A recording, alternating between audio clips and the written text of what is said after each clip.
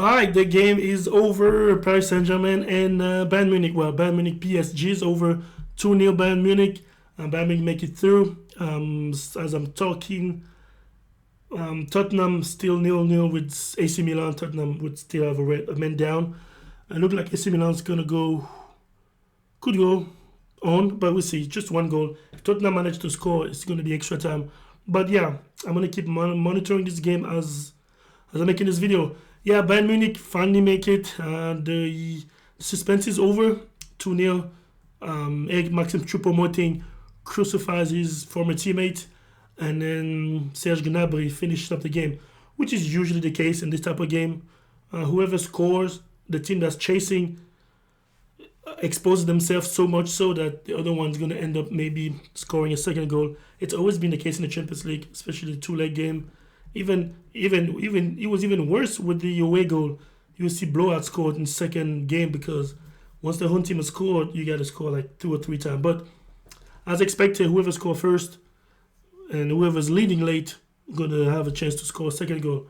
Paris, they had a really first good half. A better half than Bayern Munich. Definitely a better half than they had in Paris.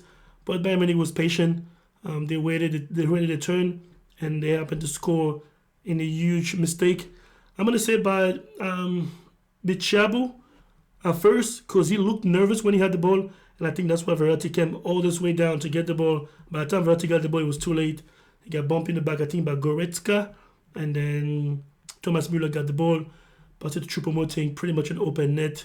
Verratti is going to get a lot of heat from that. But I think the mistake started from the youngster, Bichabu. If you saw the game, you see he was nervous. He didn't know who to pass the ball to. And then he was waiting, and then Verratti happened to be there. But it was too late, 1-0. Again, another early exit for PSG. So what does that mean for the rest of the season? Is winning the league going to be enough? Definitely not. For the fans, I think. Well, for the board of directors, definitely not enough. The fan are bittersweet usually, especially going at this early of the season. Well, it can have two different effects. It's going to be very sour for the next month or two, but maybe the end of the season being this far away, it might feel a little sweeter at the end. But really, for all the expert and the board of director, this is not good enough, especially, and that's kind of the thing. Yeah, it's not good enough to exit in the one round of 16, but yet again, you got eliminated by Bayern Munich. So is it something to be said that if you go out in early stage facing a weaker side, it's a disappointment? What if you're facing a giant, a European giant? Is it still? Well, I guess they both do the two European giants, but still, should they be overly criticized for losing to Bayern Munich? It's not like they didn't lose to, I don't know, Club Brugge or something like that. But yeah, it's definitely going to come down. I think Christophe Galtier is going to lose his job off of this season. I mean, it didn't really do anything much wrong. I mean, a lot of injuries in Paris side. So as I'm watching the AC Milan Tottenham game, a lot of injuries in this Paris side, that we said. A lot of the players that even started tonight were not supposed to start because they were injured. But the bench was so thin, they had to force them to play. Like Marquinhos, who got out of the game. First half, he had to go out because he couldn't play. Mukiele came in. He probably played like 10 minutes. He had to go. Hakimi played, but come back from injury. I mean, Nuno Mendes, same. I think a lot of players injured. We talked about it in previous videos before that PSG team was really thin. But that's why you have big money for. You get a bigger squad, double or triple the positioning with quality players, so this doesn't happen. But nonetheless, the home side advance to the quarterfinal. Bayern Munich's always there for the big games. Choupo-Moting had a somewhat ghostly, I would say. Nothing going on for him. Same for like the front three of Bayern Munich, really. Whether it's Coman, more so defensively, he was involved. But Coman, Müller, and Choupo-Moting didn't do much in the first half. Second half, they kind of came.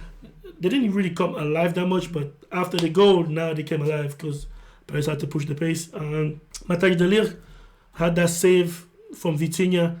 I think Vitinha has to score it. The reason he's not scoring that opportunity is because it's short, really. Because by the time he gets the ball, he had to extend his leg, he loses his balance, If that were Fabian Ruiz, he wouldn't have lost that balance. He would have probably scored an empty net.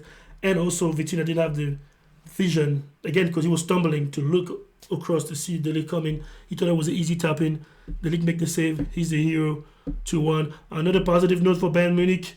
Sadio Mane came in, at the end of the game. But seeing him coming in, it's going to be a huge boost for them, especially for the next round. I think Paris was the team that's kind of matched Bayern Munich pace, player for player. Now having Mane back, not having Mane playing a whole bunch and injure himself, that's a good thing for Bayern Munich. So they can afford to rest him. He doesn't have to play that much at the Bundesliga and get his form back, so that's really good news. Also, Leroy Sané. Cancelo didn't have to play much today either. So Bayern Munich get to win, go through, protect Sadio Mane as far as injury, and they're going to wait for the next round. All in all, it was a good game. It was more pleasant than this previous game because the first half was so much better from PSG than it was at the Parc des Princes. So on that note, yes, it was a good game because both halves kind of better than the previous game. But as far as opportunity and excitement, it was not too much. Mbappe and Messi were not as dangerous as I thought they would be. Mbappe was running a little too much all over the place, and then he kind of disappeared for a little bit. And then when he got the arms bend, you can tell he was trying to do too much, too quick, and too often. So he kind of messed it up at the end. But yeah, that's it. And AC Milan and Tottenham just ended 0-0. AC Milan goes through the next phase. That's a big boost for Italian football. Hopefully for them, Napoli goes through as well, so they can have two clubs in the quarterfinal. Inter Milan, we'll see how they do. But yeah, a huge for AC Milan going through at the expense of Tottenham. Tottenham did not score in the two-legged game. So does Paris, really.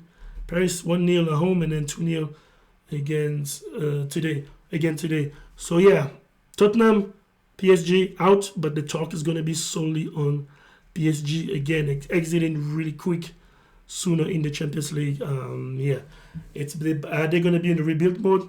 Should they rebuild? Do they need to rebuild? It's really the question.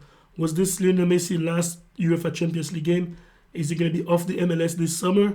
Or is he going to stay in Europe, in Paris, or maybe in Barcelona? Or is he going to still play in the Champions League? That let to be said, is Neymar going to be back in this Paris team after the summer? Will Kylian Mbappe stay? Or is he going to be tired of exiting quick early round in the Champions League? Are they going to keep... Who else is going? Is Danilo Pereira... Is it good enough for PSG? We're going to have all the discussion. We're going to do the autopsy of Paris Saint-Germain. It's too soon. It's too early. We're going to get some time to go on. And then we're going to do the autopsy of Paris Saint-Germain. But yeah, we're going to discuss players like Danilo Pereira. Does it deserve? Is it good enough for PSG? Now, he definitely was a rebound because they didn't have all the guys were injured. Is Paris going to get Skriniar from Inter Milan? If Skriniar come on this lineup, that changes everything. If you have Marquinhos, Skriniar, should Sergio Ramos stay at PSG? We'll see. But definitely Skriniar and Marquinhos, a huge boost. And Kipembe, will he come back after the end of the season? I forgot to mention him. He's also injured. So PSG had 5 starters injured.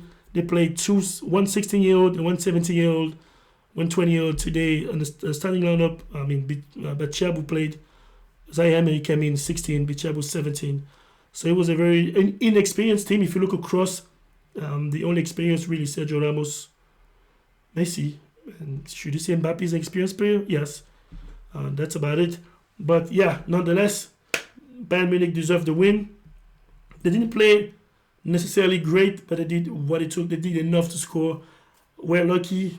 They forced their luck with the high press and the mistake by the 17-year-old Bachiabu. And then they scored second goal when Paris was pushing. That's the hard reality of football. My boy Ryan Gravenberch did not get to play for Bayern Munich. He's still waiting his turn, learning. Mazraoui also didn't play. That's about it for this video. PSG again out of the Champions League, 2-0 Bayern Munich at home. Goal scored by Eric-Maxime Choupo-Moting, killing his former teammate, and Serge Gnabry 2-0. That's it for me for now, and I'll see you guys on the next one.